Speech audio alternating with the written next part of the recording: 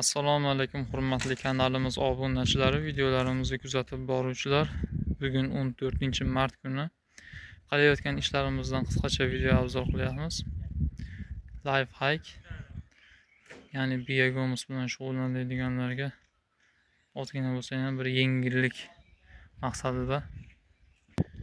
Odatda bioreaktorda eni 2 metr, 2,5 metr yo 3 metr bo'ladi. Ustiga keyin 10 cm, 5 cm qilib go'ng tashlab beriladi bosqichma-bosqich. U yo'li ham yaxshi, lekin undan ko'ra biogomusni ko'proq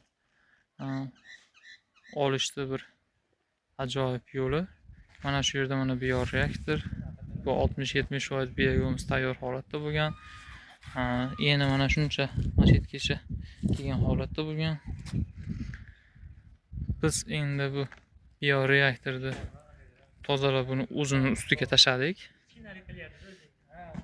Eni 1 metr ham emas, 80-90 cm.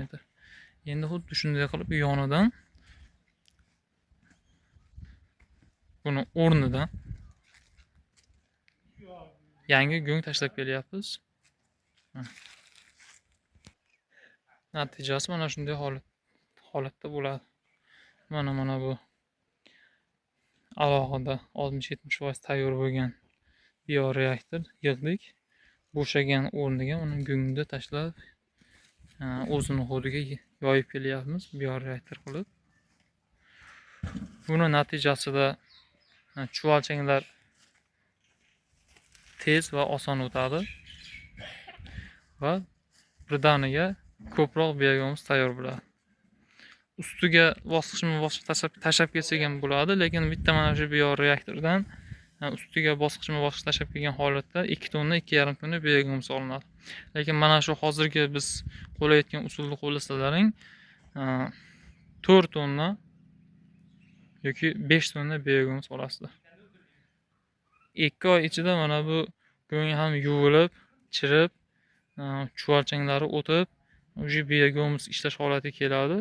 3-4 oyda xudo xolasa bir xil bo'lib biogomus bo'lib qolishadi.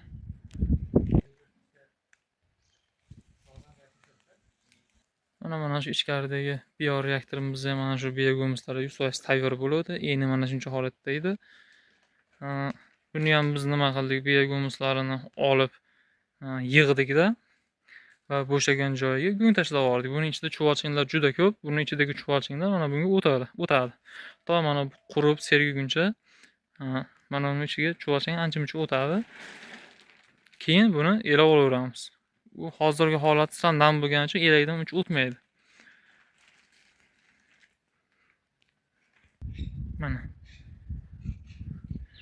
Mana bu birinchi bioreaktor mana shu nashetgacha 100% biogomus tayyor holatda bo'lgan. Ikkinchisi mana bu. Hozir buning ichiga 100% chuvalchanglar o'tgan. Bu hozir 60-70% go'mus holatga kelgan va usti qo'ygan. Endi buni yaqinda tashladik. Buning ichiga ham qolgan mana buning ichidagi och chuvalchanglar o'tib boradi. Buni biogomus tayyor bo'lishda buning ichiga o'tadi. Qarabsizki, birdaniga xudo xolasa yozgi sezonda birdaniga elaymiz. Hammasi 100% biogomus holatda bo'ladi. 2,15 brut. Buni ustiga xuddi shuncha enligida 10 cm, 15 cm balandlikda ko'tarib ketsangiz ham bo'ladi yoki mana shunday holatda yig'ib turib bu o'rniga xuddi o'zini balandligida go'ng tashlasangiz ham bo'laveradi. Mana shu holatda nisbatan biogomusni ko'proq olasizlar. Kimga hozirgi biz shu yo'nalishlarimiz, hozirgi videolarimiz yoqqan bo'lsa, xursandmiz. Like bosinglar, podpiska bosinglar.